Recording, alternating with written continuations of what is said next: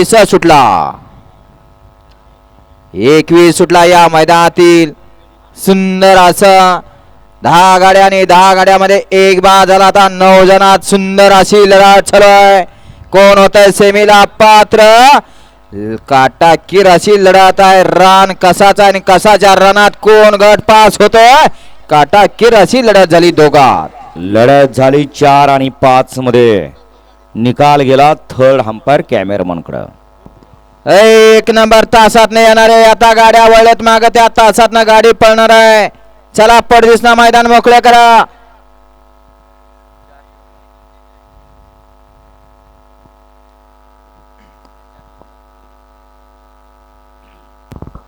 घ्या चला माग लगेच 22 बैलगाडी मालक गाड्या लावून घ्या. सुट्टी मेकर गाड्या लावून घ्या.